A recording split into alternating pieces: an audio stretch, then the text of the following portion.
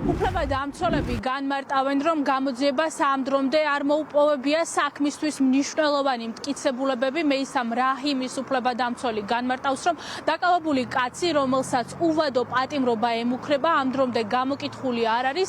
საგამოძიებო მოქმედებები ჩატარდა, გამოიკითხნენ ის პოლიციელები, რომლებიც ჩხრეკის ღონისძიებაში მიიღეს მონაწილეობა, თუმცა მთავარი დაკავებული პირისგან ამ დრომდე უფლებადამცველის განმარტებით ინფორმაცია არავის მიუღია. არადა ადვოკატის განმარტებით მეისამ რაჰიმს დეტალურად შეუძლია ინფორმაცია მიაწოდოს გამოძიებას იმასთან დაკავშირებით, თუ ვინ იყო დამკვეთი მეისამ რაჰიმს ნარკოტიკული ნივთიერების გადმოტანას ედავებიან, როგორც უფლებადამცველი განმარტავს, მარმარილოს ფილებში იყო ნარკოტიკული ნივთიერება მოთავსებული, შესაბამისად თავდაპირველად, როდესაც ტრაილერის მძღოლი ასრულებდა დაკვეთას, მას არ ექნებოდა ინფორმაცია, რომ ამ ფილებში იყო ნარკოტიკული ნივთიერება, თუმცა გამოძიება შეუძლია გავიდეს იმ პირებზე, ვინც არიან დამკვეთები, თუმცა იქიდან გამომდინარე, რომ მეისამ რაჰიმი ამ დრომდე არავის გამოუკითხავს, უფლებადამცველებს აქვთ ეჭვი იმასთან დაკავშირებით, რომ გამოძიებამ კარგად იცის, ვინ იყო დამკვეთი, თუმცა ჩნდება მათი განმარტებით გონივრული ვარაუდი იმასთან დაკავშირებით, რომ გამოძიება დამკვეთ ზემდგომ პირებს მფარველობს. გამოძიებას ჰქონდა ორთვიანი წინასაგამოძიებო დრო.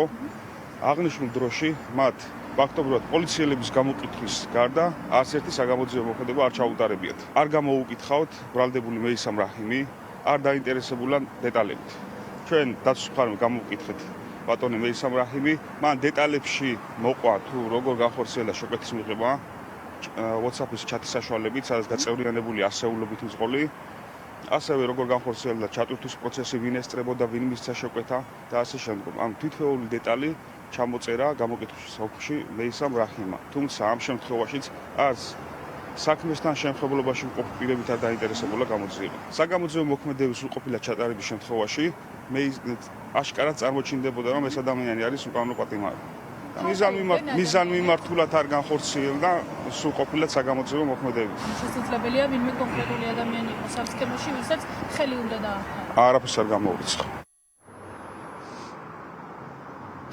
ორთვიანი გამოძიების ეტაპზე და ასევე ამ დრომდე, როდესაც მეისამ რაჰიმი არის პატიმრობაში, მისი ჩვენებით ადვოკატის განმარტებით გამოძიება არ დაინტერესებულა, თუმცა უფლებადამცველმა თავად გამოკითხა მისი დაცვის ქვეშ მყოფი და მამაკაცი ჩვენებაში წერს, რომ მას არანაირად არ ჰქონდა ინფორმაცია იმასთან დაკავშირებით, რომ ფილებში ნარკოტიკული ნივთიერება იყო მოთავსებული, ის მხოლოდ კომპანიის მიერ დავალებულ დაკვეთას ასრულებდა. უფლებადამცველები განმარტავენ, რომ გამოძიება მნიშვნელოვან საქმის ფიგურანტებს ხელს აფარებს.